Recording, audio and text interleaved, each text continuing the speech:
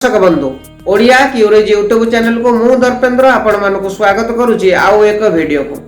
दर्शक बंधु आज जो वीडियोटी मु आपण पाखक नहीं आसी केंद्र सरकार द्वारा जारी एक नुआ स्कीम। ताले नुआ स्कीम टी कौन रही केउ वर्गर लोक यह अप्लाई करेंगे, अप्लाई कले आपणकर कौन फायदा हेबो एवं बयस सीमा कौन रही ताले समस्त विवरणी एई वीडियो रे मु आपण मानक सहित शेयर करिवि। ताले दर्शक बंधु वीडियोटी आरंभ करने पूर्व जदि आपण मैंने ओडिया क्यूरेज यूट्यूब चैनल को ए जाए सब्सक्राइब करना टिके कर दिंतु, कारण आपण मैंने जानते केंद्र सरकार स्कीम हेउ किंबा ओडिशा सरकार स्कीम हेउ सर्वप्रथम ओडिया क्यूरेज यूट्यूब चैनल आपण मानक पई सठिक तथ्य आपण पाखरे पहुंचाई थाए। ताले दर्शक बंधु खाली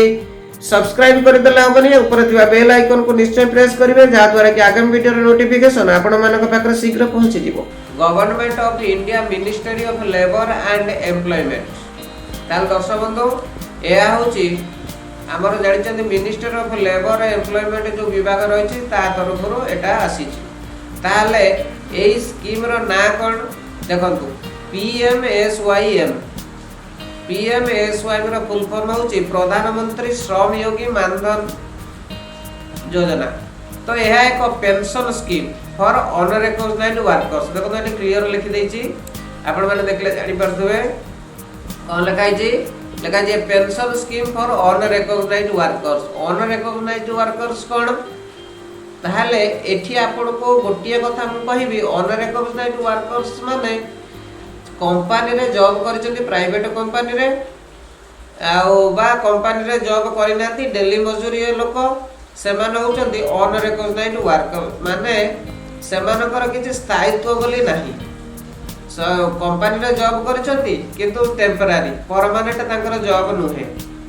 तो सेमानक पय सरकार चिंता करिचंती एवं चिंता करिचंती केवल नुहे तांको बुढ़ा काल रे केमिति माने सेमाने पेंशन पाइबे से विषय रे स्कीम टी आसीची। ताल दर्शक बंधु टिकिया आगो को चलो तो देखि देबे। देखो एटी लिखा हिची Government of India has introduced to pension scheme unrecognized workers, namely प्रधानमंत्री Shram Yogi Maandhan to ensure old age protection unrecognized workers। माने से कहि दउछि कि प्रधानमंत्री एबे गोटे जो स्कीम आनिचंती ता हेउछि ओल्ड एज माने बुढ़ा हे गले आपण केमिति पेंशन पाइबे, आपण अनरिकग्नाइज्ड वर्कर से माने एतिरे अंशग्रहण करि परिबे। तार सब कौन सब बेनिफिट रही आगु को मु कहबी, आगे स्कीम टी विषय रे भल भाबरे जानि दियौ। देखो तो लिखा हिची the unrecognised workers must engaged age home based worker. देखो को माने वर्कर जो अनरिकग्नाइज्ड वर्कर किए आछथि, देखो street vendor, mid day meal worker, head loader माने जे मुंडांती माने बोझ होंती जे, ब्रिक क्लीन वर्कर, कोबलर आउ इत्यादि सब domestic workers, washerman, rickshaw puller, landless labourers जार भूमिहीन, ओन अकाउंट वर्कर्स आउ एग्रीकल्चरल वर्कर्स, कंस्ट्रक्शन वर्कर, ये सब handloom worker, leather worker, audio visual worker and similarly other occupations whose monthly income rupees 50,000 per month और less. 15,000 मासुक income करुथिबे किंबा ताठारो कम करुथिबे। यदि 15,000 ऊपर होतबो ताहले आपण एई स्कीम रो बाद पड़ी जिवे। To the age of 18 to 40 एटी बयस सीमा गोटे रखला देखंतु 18 टू 40 वर्ष भितरे आपणकर बयस सीमाटा हेतिबो। ताहले आपण माने भाबुथिबे ताले एटा मोर तो 40 वर्ष पार हे गलानी, मोर एहा कोन काम रे आसीबो। आपणको काम रे होय तो न आसी पारे, आपणको स्त्री छुआ पिला से माने जदि 18 टू 40 वर्ष भीतर हेतिबे ताहले आपणको तो काम रे आसीबो। ताहले संपूर्ण भार वीडियो टिक देखो, एटू स्किप करी आदौ जांदू नाही, कारण आगु को रही आउरी नुआ नुआ तथ्य मु देबी सब ए वीडियो रे मु आपण मन सहित शेयर करबी। देखो तापरे कोजी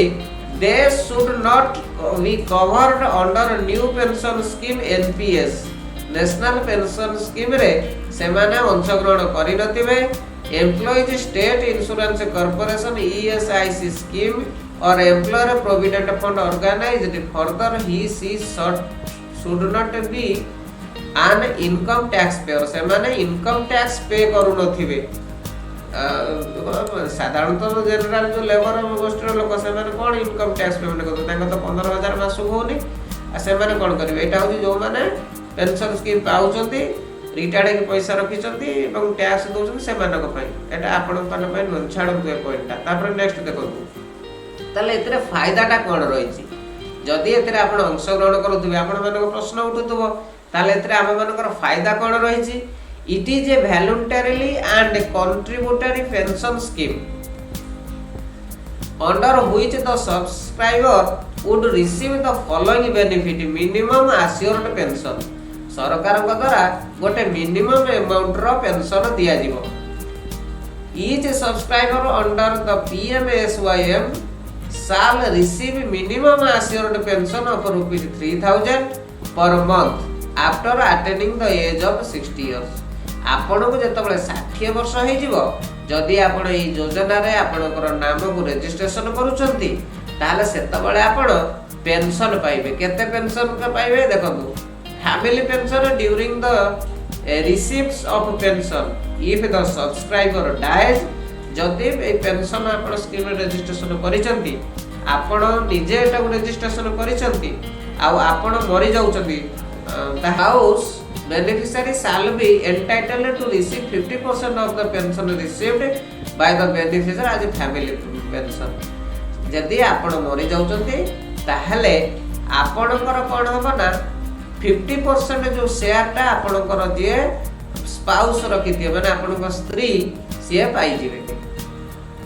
तापर देखो तो कंट्रीब्यूटेशन बाय द सब्सक्राइबर जे एम रजिस्ट्रेशन करिवे से केते टका देबे देखो एतरे लिखा है the subscriber contribution to PMSYM shall be made through auto debit facility कौन मु एठी गोटे कथा कहि देबे आपण माने जानि देबे जदि न जानि चंदी सेहि मानु टिके कहि दउची ऑटो डेबिट माने आपणकर बैंक को आपण गोटे माने माने परमिशन देबे जे ए जो स्कीम द्वारा जे कि मोर जति स्कीम अमाउंट आपण बयस हिसाब रे मु आगु कहि देबी को बयस पिला केते अमाउंट ताको पड़िबो ए स्कीम रे रजिस्ट्रेशन करिया पई सेटो बैंक को करबा ना आपण को अकाउंट को काटी की सेथिरे ऐड करि दबो आपण को जो पीएमएसवाई योजना रे से ऐड करिवो देखो संपूर्ण हर वीडियो जानि परिबे आगु हर saving bank account Jan Dhan account यदि आपण जनधन अकाउंट अछि सेतरु कटि जीवो जदि आपण सेविंग अकाउंट रे अछि तो आपण को सेविंग अकाउंट रो भी कटिवो जाहले गोटिए जनधन अकाउंट रो हुए तो लोक को पाखरे दीटा को अकाउंट थाई पारे किंतु जाहले गोटिए अकाउंट रो कटिवो जनधन अकाउंट रो कटि जाइबो नहेले जदि न कटिवो तो सेविंग अकाउंट जदि आपण जो अकाउंट रो कहउतिबे बा परमिशन देतिबे सही अकाउंट रो कटि जिवो the subscriber is required to contribute the prescribed contribution amount from the age of joining PMSY till the age of 60 years 60 वर्ष पर्यंत ए अमाउंट टा कटि कटि चलिबो प्रत्येक mass the chart showing details of the देखंतु केते एज रो लोक केउ परिमाण रो सेमानकर बैंक रो कटिबो ए जदी आपण एथिरे रजिस्ट्रेशन करूचंती देखंतु फास्ट दला एंट्री माने आपण जबे प्रवेश करूचंती को बयस रे आपण प्रवेश करिवे द्वितीय कॉलम रे दला कोन सुपर एन्युएशन एज माने आपण केते एज जाय देबे सेटा आ मेंबर्स मंथली कंट्रीब्यूटेशन मासु मास आपन को केते टका दबा को पड़ियो से 3 नंबर कॉलम रे दियाला 4 नंबर कॉलम रे कोन कहला सेंट्रल गवर्नमेंट मंथली कंट्रीब्यूट केवल आपन देई देबे सेति कि नुई आपन का पई गवर्नमेंट भी दबो गवर्नमेंट भी किछि अमाउंट आपन को बयस हिसाब रे दबो सेटा भी मिसी के इथरे ऐड हे कि चलिबो तापर टोटल मंथली कंट्रीब्यूटेशन आपन केते मासर केते अमाउंट देले ता विषय भी एथिरे ई कॉलम रे आपन जानि परिबे ताला आरंभ करिबा देखंतु जदि आपनक बयस 18 वर्ष ताले आपनकर 60 वर्ष पर्यंत आपन देबे माने से 60 वर्ष तो लास्ट ना तो 60 वर्ष देबे ताले आपन केते टका देबे मात्र देबे 55 टका आपन पय गवर्नमेंट तरफ रो डिपॉजिट हो 55 टका टोटल हेला 110 टका ताले मासुको आपन 55 टका देले आई रजिस्ट्रेशन रो गवर्नमेंट देला 55 तो आपण को नारे जमा हे गला 110 टका तापर देखो जदि आपण बयस 19 वर्ष ताले 19 वर्ष हेले तो मैक्सिमम 60 एटा को कहया पड़िबो तो आपण को पड़े जिवो 58 टका गवर्नमेंट भी से 58 दबो तो 116 टका आपण को नाने डिपॉजिट हे गला जदि 20 रे हेले आपण 61 टका देबे गवर्नमेंट दला 61 आपण रहला 122 टका नारे डिपॉजिट हे जिवो आपण नारे जदि आपण बयस 21 64 टका पड़िबो गवर्नमेंट दबो 64 टोटल हो 128 22 वर्ष 68 एटी 68 एवं 136 टका आपनकर टोटल अमाउंट डिपॉजिट हे जिवो ताले एई भलिया धीरे धीरे धीरे धीरे आपनकर जो भलिया एज तो सेई भलिया अमाउंट आपनकर लागिवो जत्ते कम एज हबो सेते कम टका आ एजटा बड़ी बड़ी गले बेसी टका देखुथिबे आपण देखंतु एठी होची देखंतु 30 वर्ष धर आपण को कि 29 वर्ष हेले 60 टका सॉरी 60 वर्ष होतिला ताने आपण 100 टका देबाक पड़ियो 100 टका देले आपण गवर्नमेंट आपण में 100 टका देला आपण खाता रे 200 टका डिपॉजिट हे गला ताले एम्ति करी करी जदि आपण में बयस 40 वर्ष हे गले आपण 200 टका पेमेंट करिवे 200 जदि पेमेंट करूचंती ताले आपण को तरफ ये हला 200 टका गवर्नमेंट पे करिवो तो कहले ये हला 400 टका आपनकर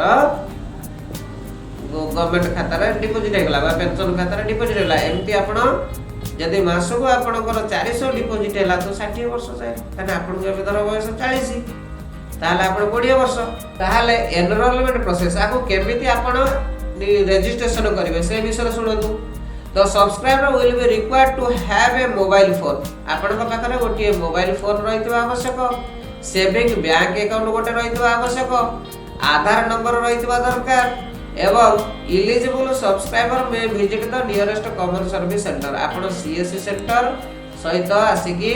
करि परिबे।